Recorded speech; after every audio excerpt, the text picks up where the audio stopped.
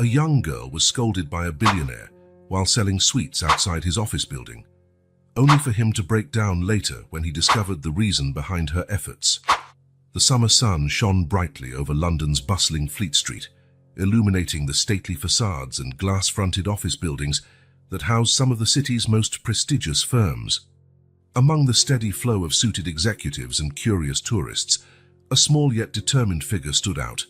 Ellie, a 12-year-old girl with sparkling eyes and an unwavering smile.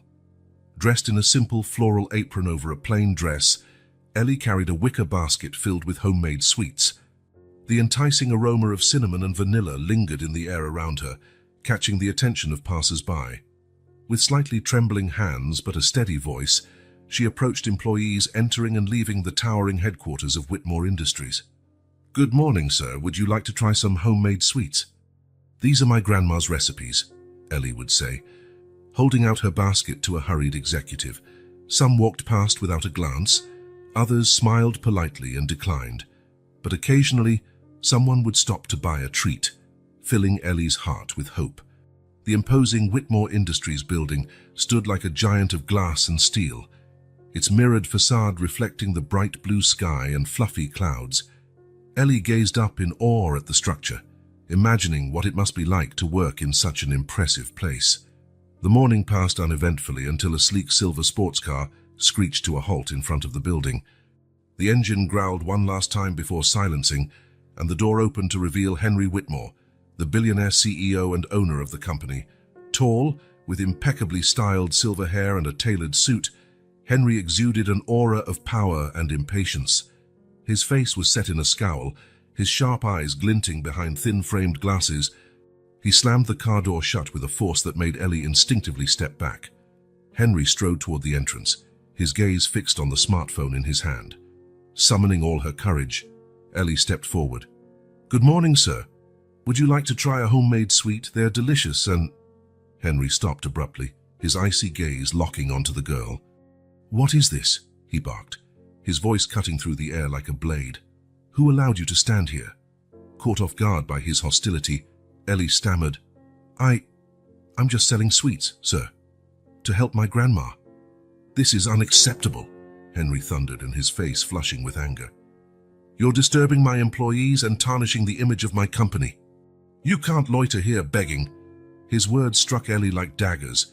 Tears began to well up in her eyes, but she fought to keep them at bay. "But sir, I'm not begging.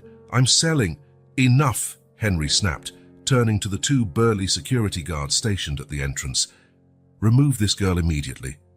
I don't want to see her here again." The guards exchanged uneasy glances but dared not challenge Henry's orders. They approached Ellie, their towering figures casting shadows over her small frame.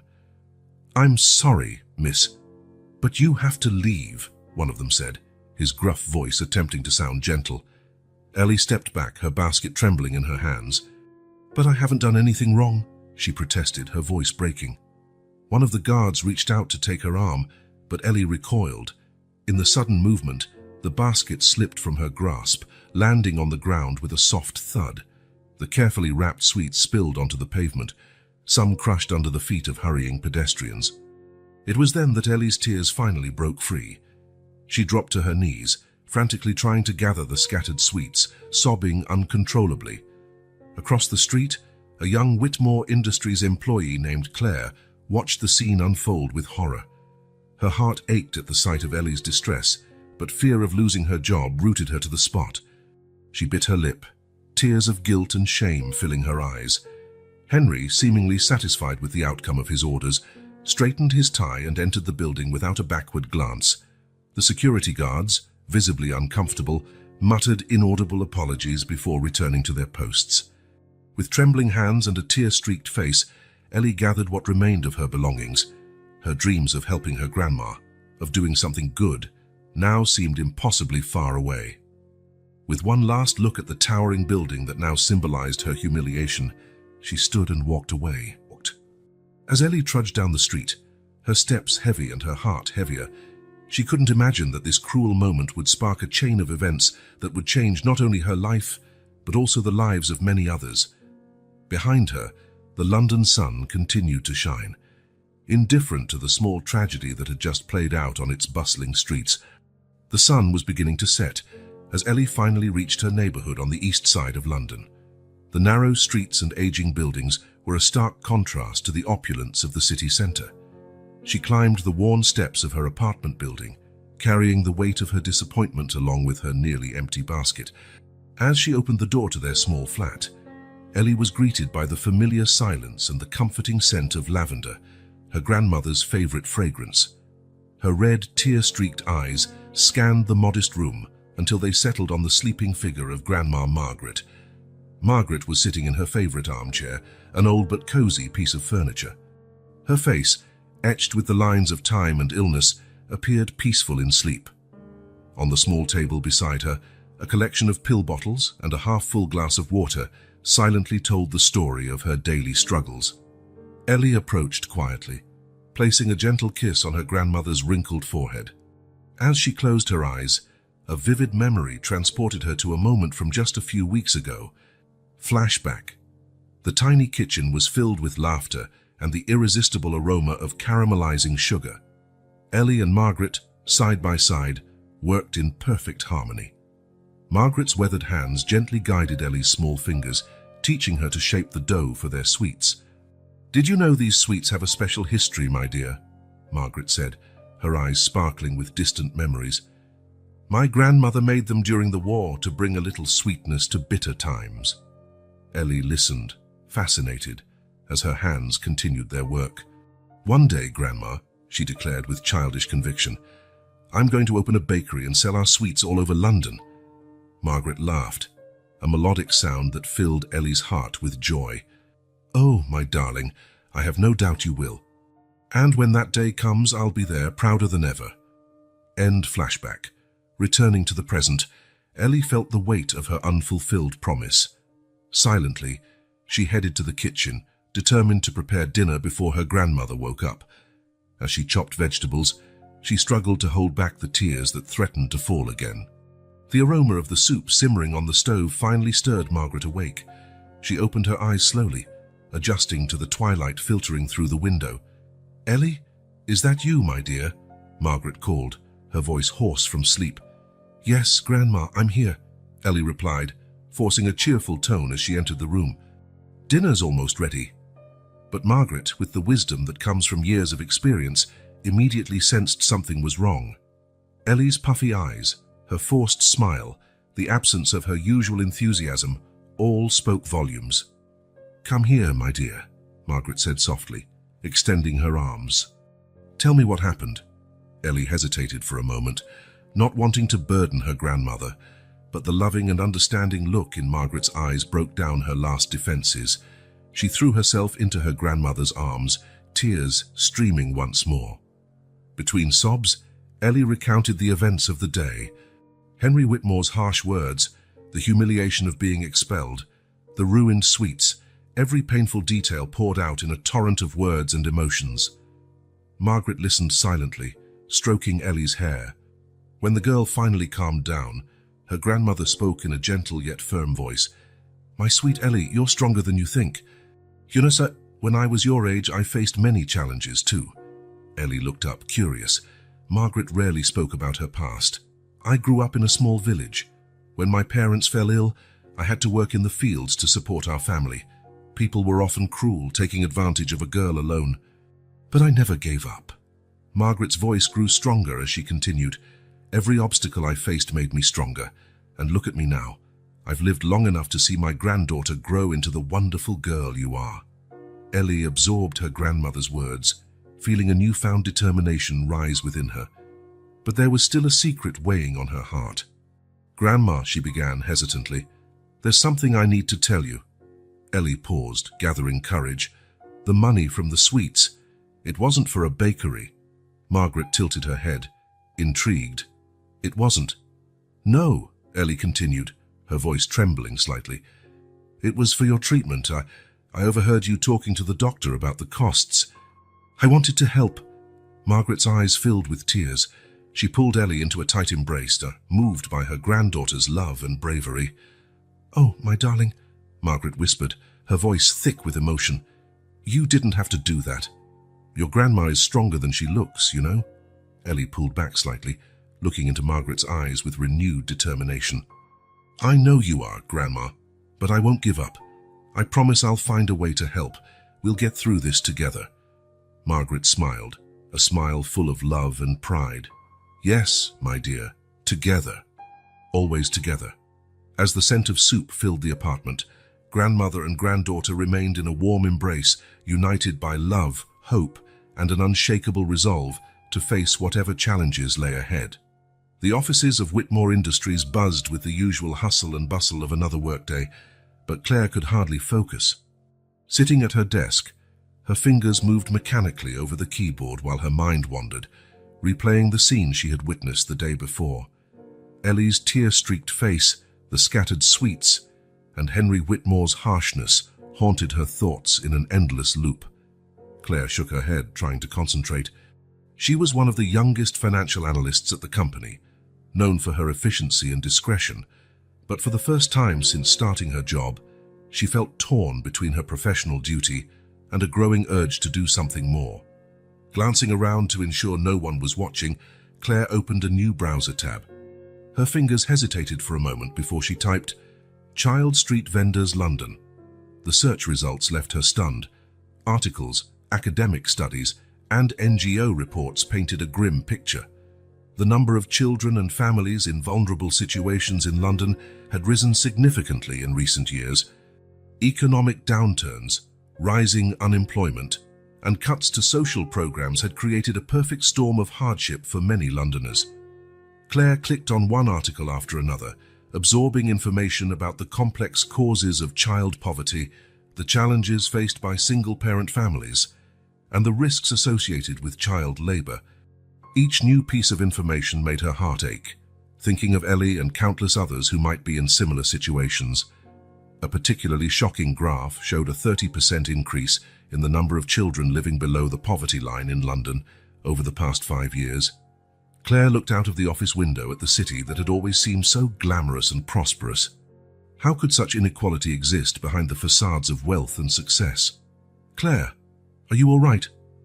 The voice of Antoine, her colleague at the next desk, snapped her back to reality. Claire quickly minimized the research windows and forced a smile. Yes, just a bit tired, she replied, trying to sound casual. Then, seeing an opportunity, she added, Actually, Antoine, do you remember that little girl selling sweets outside the building yesterday? Antoine frowned thoughtfully. Oh, yes, the one Mr. Whitmore sent away, right? Poor kid. She looked so scared. Claire nodded, feeling a pang of guilt for not intervening. Do you know if anyone's seen her around again? Not sure, Antoine replied, scratching his chin. But I think I heard Matilda at reception mention seeing a girl selling sweets at Hyde Park yesterday afternoon.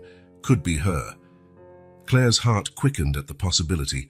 Hyde Park wasn't far from the office. Maybe if she left work a little early. Thanks, Antoine, she said, trying not to sound too eager. I was just curious. Antoine shrugged and returned to his work, while Claire tried to focus on the spreadsheets in front of her. But her mind was elsewhere, plotting plans and possibilities. As the afternoon dragged on, Claire found herself glancing at the clock repeatedly, eager for the workday to end. As she packed up her files and turned off her computer, she couldn't help but reflect on the stark contrast between her life and Ellie's. Claire had grown up in a wealthy London suburb, an only child of successful parents. Her childhood was filled with vacations, piano lessons, and education at the best schools. She had never wanted for anything, materially or emotionally. Now, at 26, she had a prestigious job and a promising future. Ellie, on the other hand, seemed to bear the weight of the world on her small shoulders. What kind of circumstances forced a child to sell sweets on the street? What had happened to her family? And how was it possible that in a city as rich and developed as London, children still had to work to survive? These questions tormented Claire as she took the elevator to the ground floor.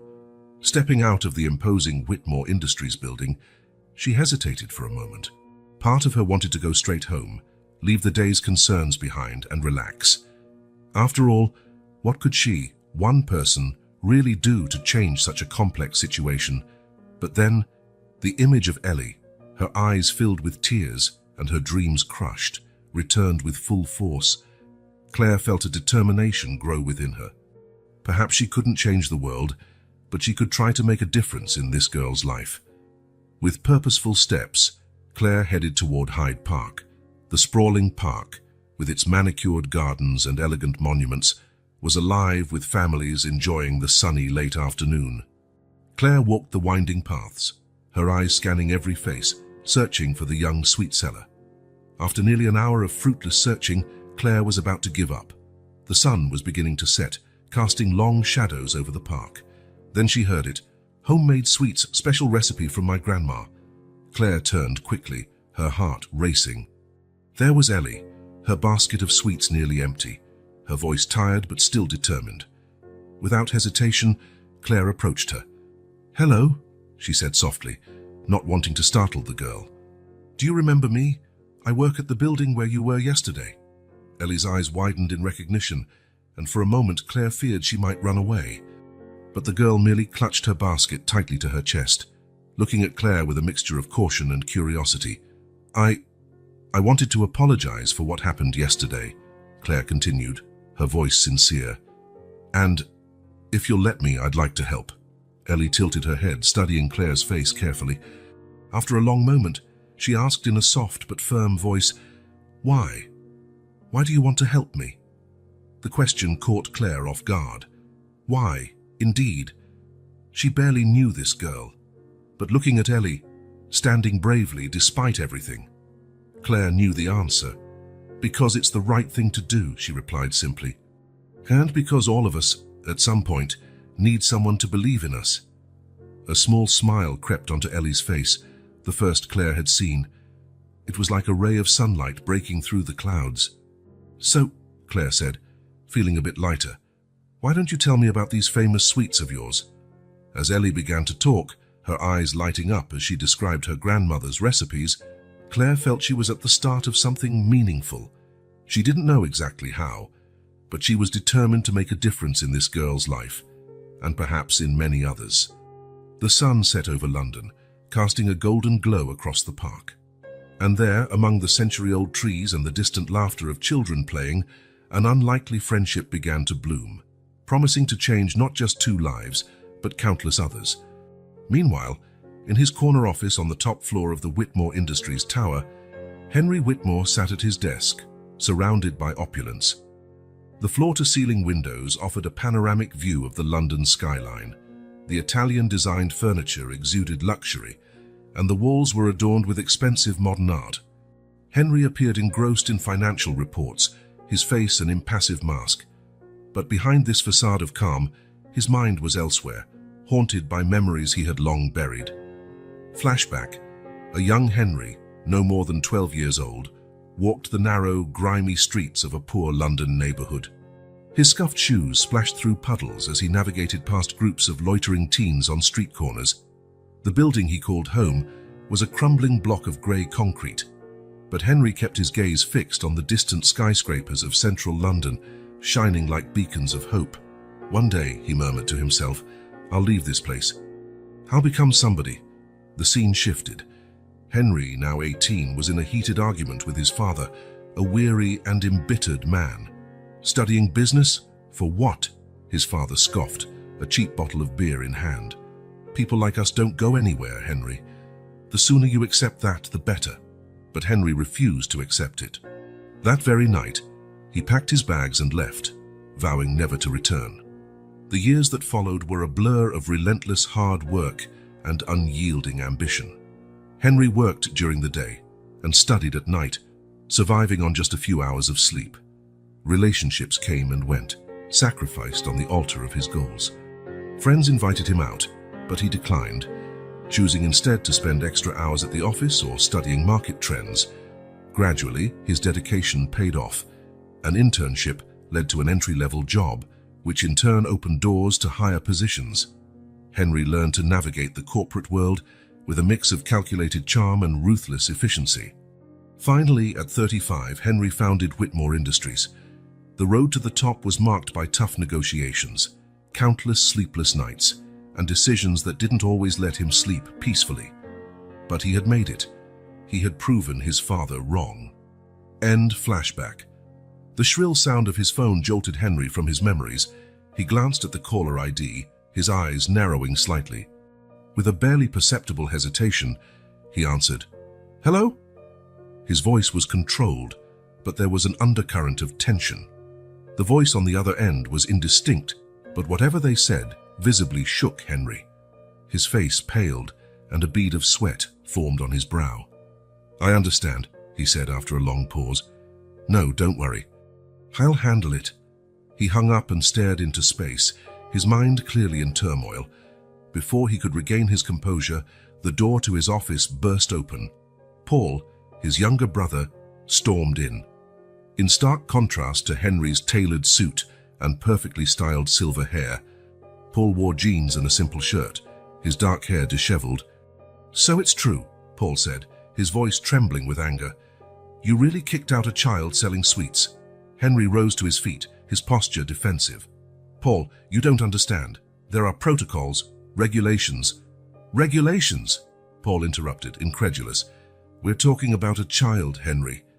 Her child who probably desperately needed that money."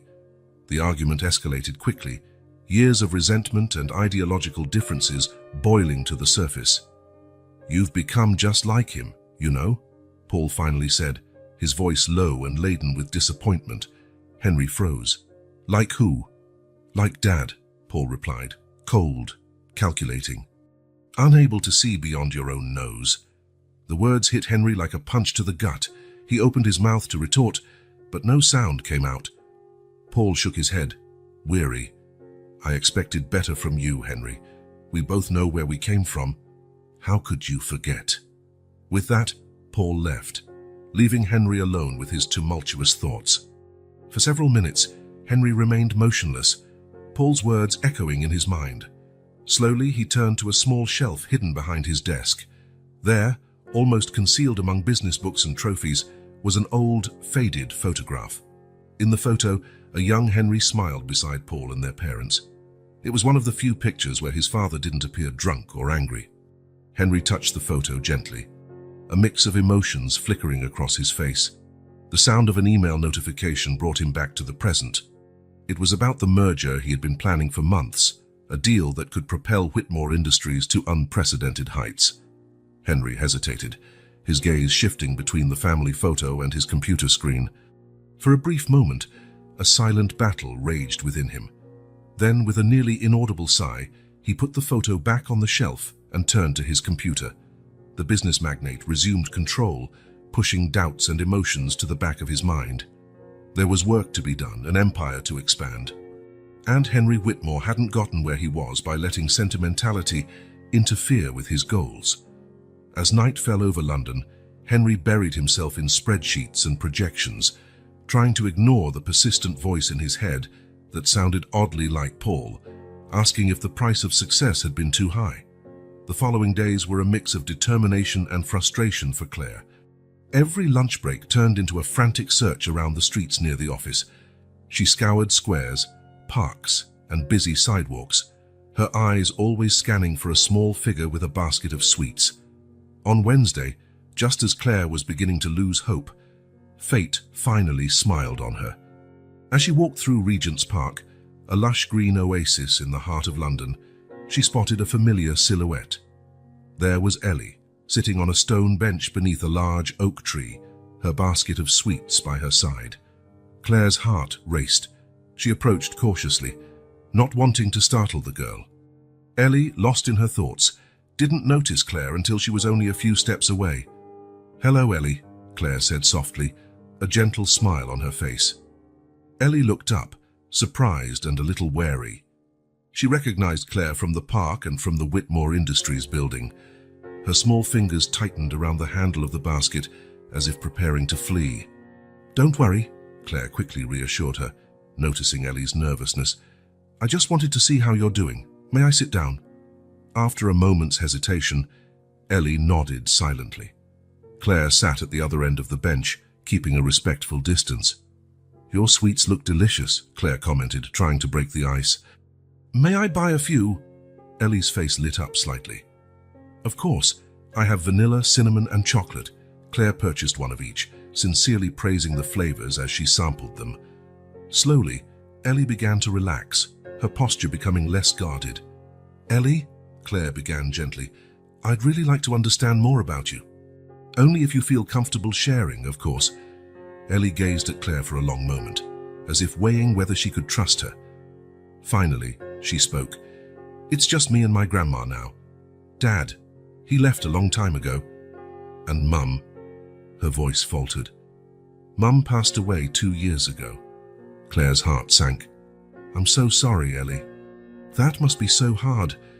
Ellie nodded, her eyes glistening with unshed tears. "Grandma Margaret is all I have. She takes care of me, but—" She hesitated. "But," Claire prompted softly, "but now it's my turn to take care of her." Ellie finished, her voice barely above a whisper. Ellie revealed the truth about their situation. Margaret, her grandmother, was a former Whitmore Industries employee. She had worked as a cleaner at the company for over 2 decades, before being dismissed under circumstances Ellie didn't fully understand. "Grandma always speaks so fondly of the time she worked there," Ellie explained. "She says it was like a family. I don't understand why they let her go." Claire felt a wave of guilt and shame. How could she work for a company that treated long-standing employees this way? But what Ellie revealed next made Claire's stomach churn. "Grandma's sick," Ellie said, her voice trembling slightly. "She has cancer. The doctors say the treatment could help, but it's so expensive. That's why I sell sweets. Every penny goes toward her treatment." Claire was stunned. The courage and determination of this small girl were both heartbreaking and awe-inspiring. She fought back tears as Ellie continued. I thought if I sold sweets outside the company where she worked for so long, maybe people would remember her and want to help. But then that angry man, Henry Whitmore," Claire supplied gently. "Yes, him. He made me leave. I guess it was a mistake to try." Claire placed a comforting hand on Ellie's shoulder. "You didn't do anything wrong, Ellie. You're just trying to help your grandma. That's incredibly brave." Ellie looked at Claire, a small smile forming on her lips. "Thank you for saying that. Sometimes I feel so alone in this fight." "You're not alone anymore," Claire said firmly. "I want to help, but, Ellie, please don't go back to the company. It could be dangerous, and I don't want you to get into more trouble." Ellie nodded, looking relieved. "Okay, I promise." As they talked, Claire noticed movement out of the corner of her eye. A middle-aged man in a discreet suit seemed to be watching them from a distance. When he realized Claire had noticed, he quickly turned and walked away. Claire frowned, intrigued and slightly worried, but decided not to mention it to Ellie to avoid alarming her. "Ellie," Claire said, turning her attention back to the girl. "Besides helping your grandma, do you have other dreams? Things you'd like to do in the future?"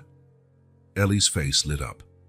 "Oh, yes, I want to be a famous pastry chef one day. I want to have my own bakery where I can create the most wonderful sweets in the world." Claire smiled, charmed by Ellie's enthusiasm. "And you know what?" Ellie continued, her eyes shining. "When I have my bakery, I want to use some of the money to help other kids like me. Kids who need help taking care of their families or achieving their dreams." Claire's heart swelled with admiration. Despite all the hardships, Ellie held not just hope for herself, but also a desire to help others. "That's wonderful, Ellie," Claire said, her voice filled with emotion. "And I believe you can do it. You have such a big heart and so much talent." Ellie smiled, a genuine, radiant smile that lit up her entire face. For a moment, Claire could see beyond the weary, worried girl to the joyful, dream-filled child Ellie was meant to be. As the sun began to set over Regent's Park, casting a golden glow over the trees and statues, Claire made a silent promise. She would do everything in her power to help Ellie and Margaret. It wouldn't be easy, especially given her job at Whitmore Industries, but Claire knew she couldn't simply return to her normal life after hearing Ellie's story. The revealing encounter in the park had changed something fundamental in Claire. As she walked back to the office, her mind buzzed with ideas about how she could make a difference in Ellie's life, and, perhaps, in the lives of many others. The boardroom at Whitmore Industries was buzzing with high-ranking executives and potential investors. Colorful charts projected onto the wall displayed upward trends of profits and expansion. At the center of it all, Henry Whitmore should have been in his element, commanding the room with his usual confidence and charisma. Yet something was visibly off. "Mr. Whitmore," his assistant's voice broke through his reverie. "Would you like to comment on the projections for the next quarter?" Henry blinked, realizing he had drifted off again. "Ah, yes, of course," he murmured, straightening in his chair and forcing himself to focus. But as he spoke about profit margins and market strategies, his mind continued to wander. Memories of his childhood in a poor London neighborhood blurred with the recent image of Ellie being shooed away from his building. Flashback. A young Henry, no older than 10, tried to sell old newspapers on a busy street corner. A man in a suit brusquely shoved him aside. "Out of the way, boy. Can't you see you're blocking the path?"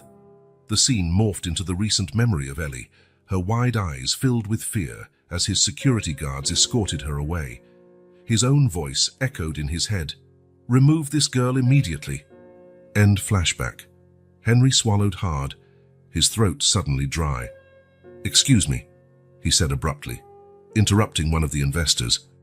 "We need a 5-minute break." He hurried out of the room, ignoring the puzzled looks that followed him. In the corridor, Henry leaned against the wall, taking deep breaths. What was happening to him? Why couldn't he get that girl out of his mind? Before he could compose himself, his phone vibrated. It was a call from an unknown number. Hesitant, he answered. "Mr. Whitmore." A tense, professional voice spoke on the other end. "This is from St. George's Hospital. Your father, John Whitmore, has been admitted in critical condition. Could you come immediately?" Henry's world seemed to spin. His father, the man he hadn't seen in years, the man he had vowed to surpass, was dying. I'll be there in 20 minutes, he replied mechanically. The drive to the hospital was a blur. Henry barely remembered cancelling the meeting or navigating London's streets. When he finally arrived at St. George's, it was as if he had entered another world. The waiting room was crowded. Entire families huddled in uncomfortable chairs, their faces etched with worry and exhaustion. Henry, in his expensive suit, felt painfully out of place. As he waited for news about his father, his eyes were drawn to a corner of the room. There, a young girl, not much older than Ellie, was quietly selling small wire toys. She moved softly between the groups of people. "To help with hospital bills," she explained quietly to an elderly woman examining one of the toys. Henry felt a lump form in his throat. How many Ellies were out there, struggling to help their families? "Mr. Whitmore," a nurse called out, "your father is asking for you." Henry entered the hospital room with a heavy heart. John Whitmore, once an imposing and intimidating figure, now looked frail and small in the hospital bed, surrounded by tubes and machines. "Henry," John's voice was barely a whisper. "You came." "Dad," Henry replied, unsure of what to say. Years of resentment and hurt seemed insignificant in the face of his father's frailty. I made so many mistakes, son," John admitted, his breathing labored. "Wasted so much time, so much potential." Henry stepped closer to the bed, feeling a confusing mix of emotions. "Dad, you don't have to." "No," John interrupted. "I need to say this. I spent my life bitter, blaming the world for my failures. And in the process, I nearly destroyed my family." He paused, struggling to catch his breath. "Don't make the same mistakes I did, Henry. Don't let success blind you to what really matters." His father's words hit Henry hard. It was as if John could see straight through him, exposing the cold, calculating man he had become. They spoke for a few more minutes, exchanging words of regret and forgiveness that had gone unsaid for years. When Henry left the room, he felt emotionally drained, but strangely lighter. On the drive back to the office, Henry made a decision. He needed to find out exactly what had happened to Ellie. Arriving at Whitmore Industries, he headed straight to the security office. "I need the footage from the day that girl was selling sweets outside the building," he instructed the surprised staff. For the next few hours, Henry locked himself in his office, reviewing the footage. Every angle, every moment of the incident was scrutinized. With each replay, the weight on his chest grew heavier. He saw Ellie's kindness as she approached employees. He noticed how she flinched when people brushed her off, and then he saw himself arrive, fury etched on his face, and the fear in Ellie's eyes. The scene of her expulsion, viewed from an outsider's perspective, was even worse than he remembered. The sweets scattered on the pavement, Ellie crying as she tried to gather her belongings, the disapproving glances of some passers-by. Henry paused the video, his own image frozen on the screen, walking into the building without a backward glance. Who was this man? How had he become so indifferent to others' suffering? His father's words echoed in his mind, "Don't let success blind you to what really matters." Henry buried his face in his hands, feeling genuine shame for the first time in years. He knew he needed to act, to make amends somehow, but how, and was it already too late? As night fell over London, Henry Whitmore remained in his office, grappling not just with his recent actions, but with the entire trajectory of his life. The empire he had built now seemed hollow in the face of his conscience. And somewhere in the city, a little girl and her grandmother struggled to survive, unaware that their paths would soon cross with his again. Across town, Claire was also deep in thought, her mind racing with plans for Ellie and Margaret. Little did she know, the ripple effect of one small act of kindness was about to spark a transformation far greater than she could imagine. Claire looked around the office, her heart racing. It was lunchtime, and she had chosen this moment to start her secret mission. Taking a deep breath to steady herself, she approached Antoine's desk, her closest colleague. "Antoine," she whispered, leaning over the desk divider, "can I speak to you in private?" Intrigued, Antoine followed her to an empty meeting room. There, Claire unveiled her idea, a discreet charity bake sale to support Ellie and Margaret. "But Claire," Antoine hesitated, "you know how strict Mr. Whitmore is about company policies. If he finds out—" "That's why I need your help," Claire insisted. "We can do this quietly. Think about the lives we could change." After several minutes of discussion, Antoine agreed, his eyes shining with a mix of excitement and nervousness. In the weeks that followed, Claire and Antoine worked tirelessly, carefully recruiting a few trusted colleagues. Matilda from reception, Lawrence from IT, and Amelia from marketing joined their cause, forming a small but dedicated support network. Challenges arose almost immediately. Some more conservative employees eyed their activities with suspicion. Whispers in the corridors suggested that someone might report them to management. "Maybe we should stop," Lawrence suggested one day, fear evident in his voice. "What if we get caught?" Claire felt the weight of responsibility on her shoulders. "I understand the risk," she admitted. "But think of Ellie and Margaret. They don't have anyone else to help them." Her words seemed to reignite the group's resolve. They continued, becoming even more discreet in their actions. Meanwhile, Claire spent her nights researching healthcare assistance programs that might help Margaret. She scoured government websites, NGOs, and even international programs, determined to find a solution. One sunny Saturday, Claire decided to visit Ellie and Margaret at home. The address Ellie had given her led to a modest neighborhood on London's outskirts. The building was old, with peeling paint and a creaky staircase. When Ellie opened the door, her face lit up with a smile. "Claire, you came." The small apartment was clean and welcoming, despite its evident lack of resources. Margaret sat in a worn armchair, a thin shawl draped over her shoulders. Her tired eyes held a sparkle of kindness.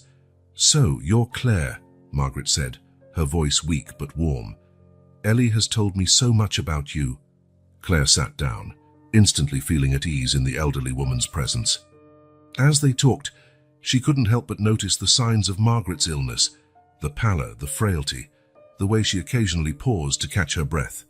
"You work at Whitmore Industries, don't you?" Margaret suddenly asked, her eyes lighting up with recognition. Claire nodded, surprised. "Yes. How did you—" Margaret smiled, a mix of nostalgia and sadness crossing her face. "I worked there for many years, you know. I was a cleaner." What followed was a stream of memories. Margaret spoke about the early days of the company, when Henry Whitmore was a young entrepreneur full of dreams and ideals. She described how the workplace had felt like a family, everyone united by a common purpose. "Young Henry even gave me a brooch on my 10th anniversary at the company," Margaret said, her eyes distant. "He told me I was the heart of Whitmore Industries." Claire felt a lump in her throat. How could a company that once valued its employees so much have changed so drastically? "What happened?" she asked softly. "Why did you leave?" Margaret's expression grew sad. Things changed. New policies, budget cuts. One day, they simply told me my services were no longer needed. The silence that followed was heavy with emotion. Ellie, who had been quiet, moved closer and took her grandmother's hand. Claire felt a renewed sense of determination. "Margaret, Ellie," she said firmly, "I promise you I'll do everything I can to help. You're not alone in this fight." Margaret's eyes filled with tears of gratitude, while Ellie impulsively hugged Claire. As Claire left the apartment, she felt a whirlwind of emotions: compassion, anger, and above all, an unshakable resolve. On the train ride back to the city, her mind was already formulating new plans. She knew the bake sale at the office was just the beginning. She needed to do more, much more. Perhaps she could organize a larger charity event, involve other companies, or create a public awareness campaign. The possibilities seemed endless, and Claire felt energized for the first time in a long while. She had found a purpose greater than financial reports and corporate meetings. Looking out the train window at the blur of London's streets, Claire made a silent promise to herself, to Ellie, and to Margaret. She wouldn't stop until she saw justice served and genuine smiles on the faces of this family that had so quickly stolen her heart. As the train emerged from a tunnel and sunlight flooded the carriage, Claire felt as though the universe itself was aligning with her mission. With a determined smile, she began planning her next steps, knowing that each small action brought her closer to making a real difference. The office of Henry Whitmore was cloaked in shadows, illuminated only by the bluish glow of his monitor. For the countless time that evening, he watched the security footage of the day he had expelled Ellie. Each replay brought a new wave of shame and guilt. Ellie's kindness as she approached employees, the fear in her eyes when he shouted, the sadness on her face as she picked up her scattered sweets, all of it hit him like a punch to the gut. "How could I?" Henry murmured, running his hands through his hair in frustration. Then, something on the footage caught his eye. Ellie pulled a small object from her pocket, likely to show a potential customer, and Henry spotted the flash of a photograph. Intrigued, he paused the video and zoomed in. His heart nearly stopped. In the blurry photo, he recognized a familiar face, Margaret Laurent, a former employee of Whitmore Industries. "It can't be," he whispered, disbelief washing over him. With trembling hands, Henry opened the company's old personnel files.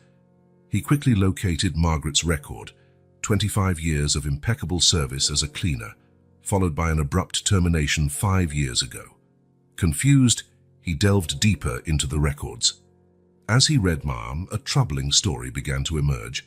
Margaret had been accused of theft, jewelry missing from the desk of an executive. There had been no proper investigation, just a swift dismissal based on unsubstantiated suspicions. Henry felt sick. He vaguely remembered signing her termination papers, blindly trusting the judgment of his subordinates. "My God, what have I done?" he murmured, consumed by guilt. Determined to uncover the full truth, Henry made an impulsive decision. He needed to see Margaret and Ellie personally, but he knew his presence could cause a stir. For the first time in years, Henry Whitmore decided to disguise himself. The next morning, dressed in worn jeans, a plain shirt, and a baseball cap to obscure his face, Henry drove to the neighborhood where Ellie and Margaret lived. The contrast with his usual surroundings was jarring.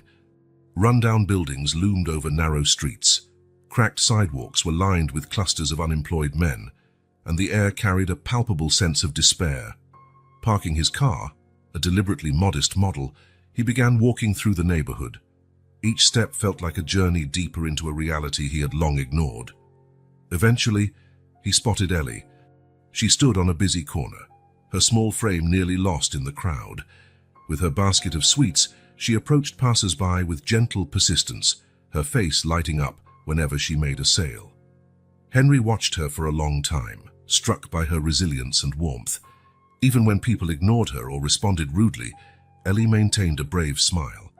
At one touching moment, Henry saw Ellie offer a sweet for free to an elderly woman who appeared particularly tired. The woman's grateful smile made Henry's heart clench. As he observed, Henry felt something inside him break. The Ellie he saw now was nothing like the image he had constructed in his mind. Not a nuisance, but a courageous child fighting unimaginable odds. Memories of his own childhood came flooding back. Henry remembered days when he himself had stood on similar street corners, selling newspapers to support his family. How had he forgotten where he came from? How had he become so blind to the struggles of others? The realization hit him like a lightning bolt. He had strayed so far from his youthful values, from the dreams he once had of building something meaningful. The empire he had created, which had once represented hope and opportunity, now felt cold and soulless. With a heavy heart, Henry returned to his car. On the drive back to his office, his mind buzzed with ideas and plans. He knew he needed to act, not just for Ellie and Margaret, but for all the employees and the community his company was supposed to serve. Back at Whitmore Industries, Henry locked himself in his office. Ignoring calls and urgent emails, he began drafting an ambitious plan. Employee assistance programs, community initiatives, a complete review of dismissal policies. The ideas poured out of him. But Henry knew that broad changes wouldn't be enough. He needed to personally make amends for what had happened to Margaret and Ellie. With newfound determination, he picked up the phone. "Marie," he said to his assistant, "cancel all my appointments for tomorrow, and please arrange an urgent meeting with the legal and HR departments." As the sun set over London, casting long shadows across his office, Henry Whitmore felt both exhausted and energized. He knew the road ahead would be difficult, and that he would face resistance both internally and externally. But for the first time in years, he felt truly alive, driven by a purpose greater than profits and expansion. Henry looked once more at the photo of Margaret on his screen. "I'll make this right," he promised quietly. "For you, for Ellie, and for everyone I've let down along the way." Meanwhile, Claire was preparing for the next step in her secret mission. She reached out to her growing network of allies, brainstorming ideas to support Ellie and Margaret. Little did she know, Henry Whitmore's journey of redemption was about to intersect with her efforts in ways she couldn't have imagined. Claire stood by the office coffee machine, her mind racing with plans.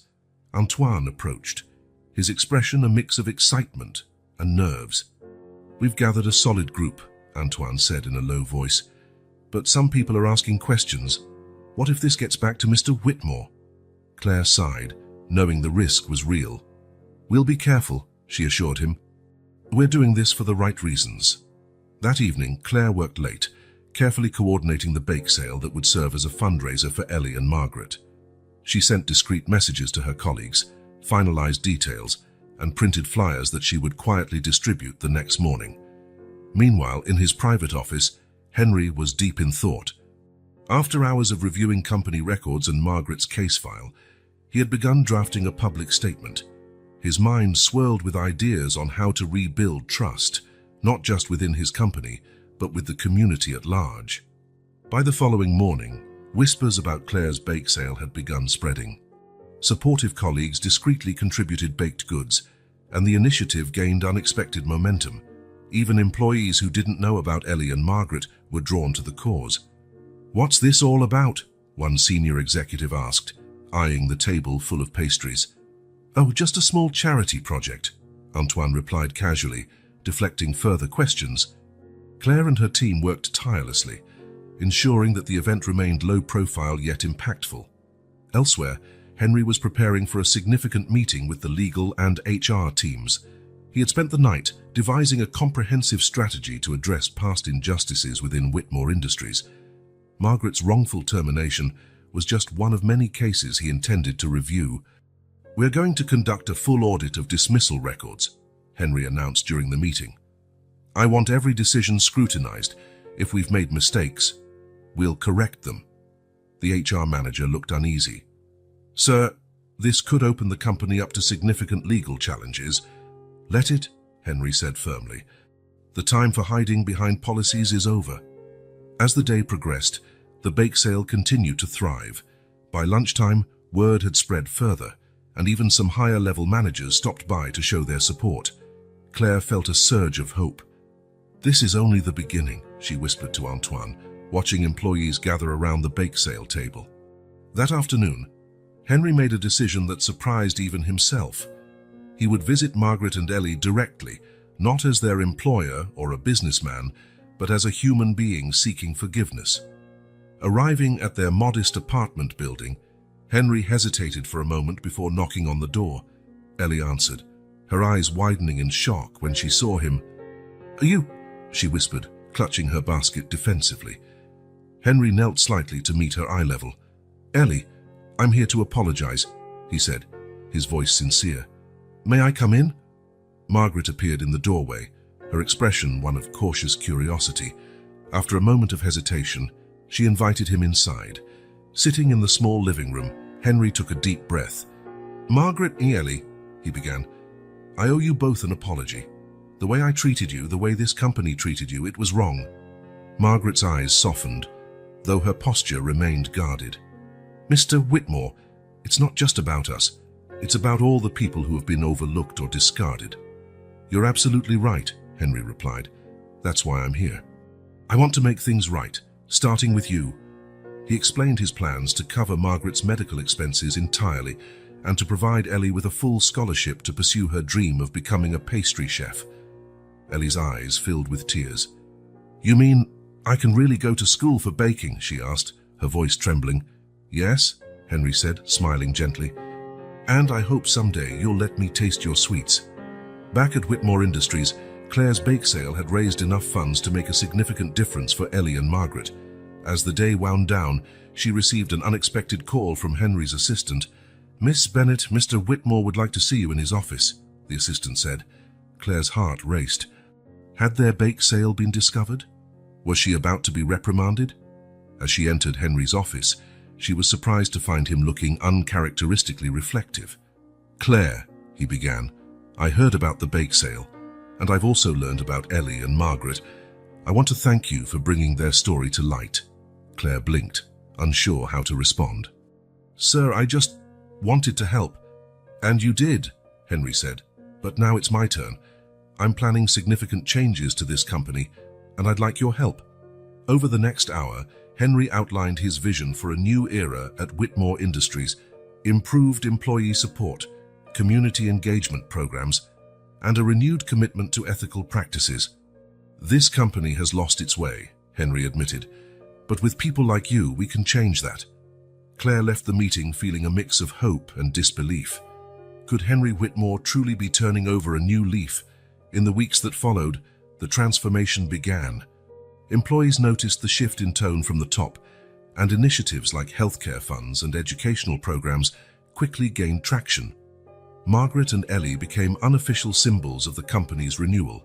Employees rallied around their story, inspired by their resilience and the changes their courage had sparked. Henry worked tirelessly, driven by a newfound purpose. He personally oversaw Margaret's medical care and ensured Ellie's enrollment in a prestigious pastry school. At Ellie's first school event, Henry attended as her proud sponsor. Watching her present her first pastry creation, he felt something he hadn't in years: genuine pride. Claire, now a key advisor in Whitmore Industries' social initiatives, watched as Henry stood beside Ellie. "It's amazing what can happen when people choose to care," she thought.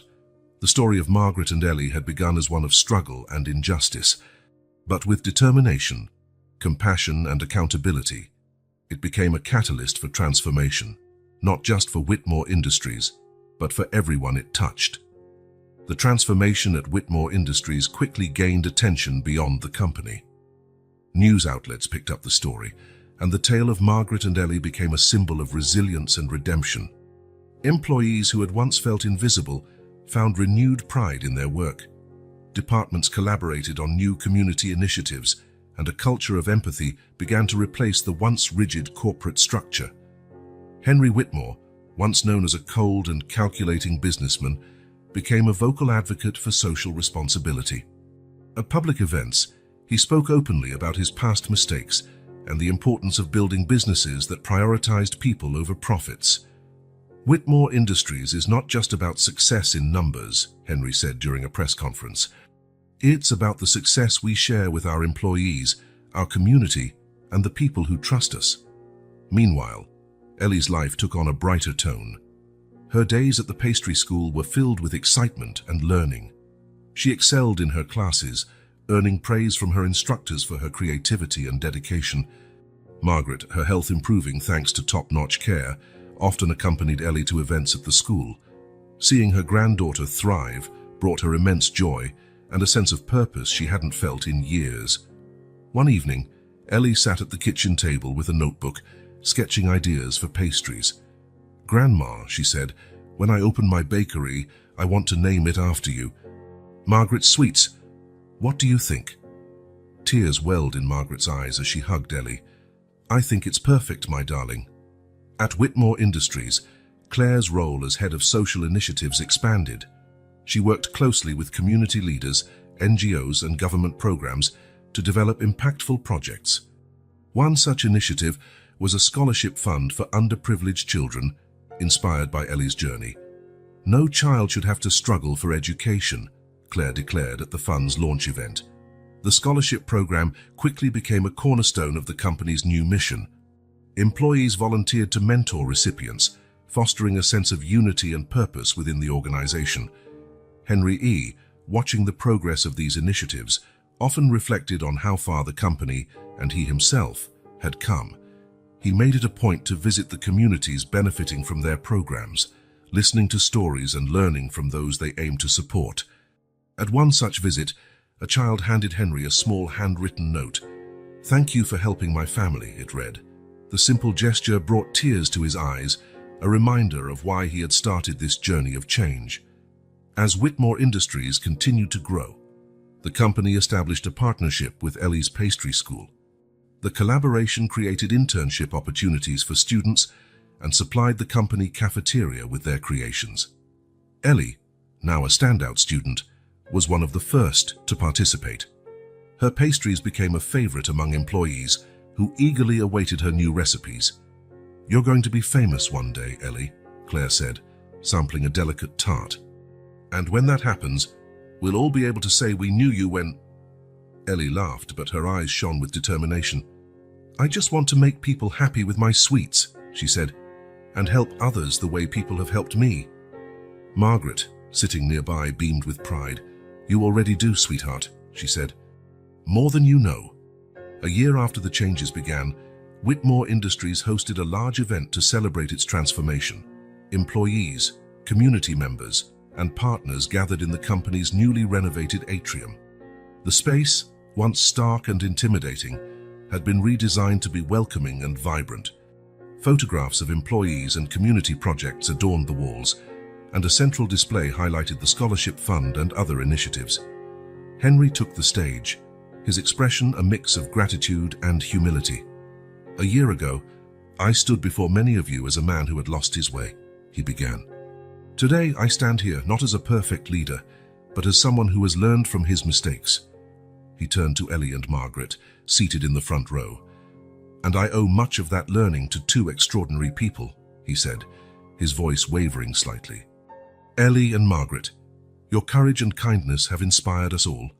Ellie joined Henry on stage, holding a tray of her latest creations. "I made these to say thank you," she said with a shy smile. "Not just to Mr. Whitmore, but to everyone here who believed in me." The crowd erupted in applause as Henry sampled one of Ellie's pastries. "Delicious," he declared, earning laughter and cheers. Claire, standing nearby, felt a swell of pride. The journey had been challenging, but moments like this reminded her why it was worth every effort. The event concluded with a video montage showcasing the impact of Whitmore Industries' new initiatives. Faces of employees, community members, and scholarship recipients filled the screen, accompanied by heartfelt testimonials. As the lights dimmed, the audience erupted into a standing ovation. Henry, Claire, Ellie, and Margaret stood together, united by the incredible journey they had shared. In the weeks following the celebration, Whitmore Industries continued to expand its programs. The company became a model for ethical business practices, attracting partnerships and accolades from across the industry. Ellie's story, once a tale of struggle, became a beacon of hope. Her pastries gained a following beyond the company, and plans for her own bakery began to take shape. Margaret, now fully recovered, often reflected on the extraordinary turn their lives had taken. "It's amazing what can happen when people choose to care," she said to Claire during one of their visits. "It really is," Claire agreed. "And this is just the beginning." As London's skyline glittered in the evening light, Whitmore Industries stood as a testament to the power of change. What had once been a symbol of corporate detachment was now a beacon of compassion and progress. For Ellie, Margaret, Claire, and Henry, the journey was far from over, but they faced the future with hope, knowing that together they could continue to make the world a sweeter, better place. As the days turned into months, Whitmore Industries became more than just a company. It became a symbol of hope. Employees who had once felt disconnected from their work now found purpose in the company's renewed mission. The programs launched during the transformation continued to grow. The scholarship fund expanded, helping dozens of young people like Ellie pursue their dreams. The community outreach initiatives brought resources and support to neighborhoods once overlooked. Ellie, now in her final year at the pastry school, worked tirelessly to perfect her craft. Her instructors often praised her creativity and precision, predicting a bright future for her. Margaret, no longer burdened by her illness, began volunteering at local charities. She found joy in helping others, often saying, "If someone hadn't cared for us, we wouldn't be here today." Henry, meanwhile, made it his personal mission to ensure that the changes at Whitmore Industries were not just superficial.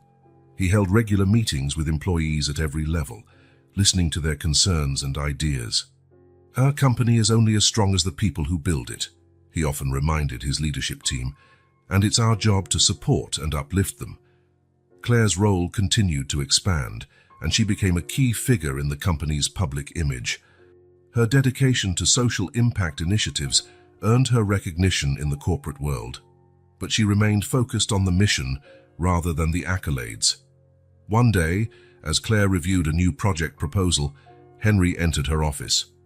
"I've been thinking," he said, "about launching a mentorship program for young entrepreneurs. What do you think?" Claire's eyes lit up. "I think it's a brilliant idea, and I know just the person to help lead it." Henry smiled. "Ellie." "Exactly," Claire said. "She has a story that will inspire others, and she's already proven she has the determination and creativity to succeed." Ellie was thrilled when she heard about the opportunity. "You really think I can do this?" she asked Claire during one of their meetings. "I know you can," Claire replied. "You've already shown that you're not just talented, you're a leader." The mentorship program, named Ellie's Initiative, was launched with great success. It paired aspiring entrepreneurs with experienced mentors, creating opportunities for young people to develop their skills and pursue their dreams. Ellie often spoke at events for the program, sharing her journey from selling sweets on the streets to becoming a pastry chef and a mentor. Her story resonated deeply with the participants, many of whom saw themselves in her struggles and triumphs. Margaret, always by Ellie's side, became a beloved figure within the program. Her warmth and wisdom made her a natural mentor, and she often reminded the participants, "Success isn't just about what you achieve. It's about how you use it to help others." As Ellie's name grew in the culinary world, offers began pouring in. Renowned chefs and restaurateurs reached out, eager to collaborate with the young pastry chef whose story had touched so many. But Ellie remained focused on her dream, opening her own bakery. With the support of Whitmore Industries and the mentorship program, she began planning the grand opening of Margaret's Sweets. The bakery was located in the heart of London, in a vibrant neighborhood that mirrored the diversity and resilience of its owner. The interior was warm and inviting, decorated with photographs of Margaret and Ellie's journey. On opening day, the bakery was filled with friends, family, and supporters. Claire and Henry were among the first to arrive, their faces beaming with pride. Ellie greeted each guest personally, her gratitude evident in every word. "This bakery isn't just mine," she said during her opening speech. "It belongs to everyone who believed in me, who supported us when we needed it most." As the first customers sampled Ellie's creations, the room filled with laughter and delight. Margaret watched from a corner, her heart swelling with pride. Henry approached her, holding a cup of tea. "You must be proud," he said. Margaret smiled. "More than I can put into words, and I owe much of this to you, Mr. Whitmore." "Please," Henry said, shaking his head, "call me Henry, and if anyone owes anything, it's me. Your story reminded me of what truly matters." The success of Margaret's Sweets extended far beyond the bakery itself. Ellie's story continued to inspire others, and the mentorship program flourished under her guidance. As the months went by, Whitmore Industries became a case study in corporate transformation. Business schools analyzed its journey, and Henry was invited to speak at conferences about the power of accountability and change. Despite the accolades, Henry remained humble. "This isn't about me," he often said. "It's about the people who gave me a second chance to make things right." Claire, too, continued to thrive in her role, balancing her professional success with a commitment to the causes she cared about. She often reflected on how one small act, reaching out to Ellie in the park, had set so much in motion. On the first anniversary of the bakery's opening, Ellie hosted a celebration to thank her supporters. As the guests enjoyed her newest creations, she made a heartfelt announcement. "Today, I'm launching a foundation to support young people with big dreams," Ellie said. "Just like people believed in me, I want to help others believe in themselves." The foundation, named Sweet Dreams, became an extension of Ellie's vision. It funded scholarships, provided mentorship, and supported community projects, continuing the legacy of generosity that had shaped her journey. As the evening drew to a close, Ellie stood with Margaret, Claire, and Henry watching the lively crowd. "We've come a long way," she said softly.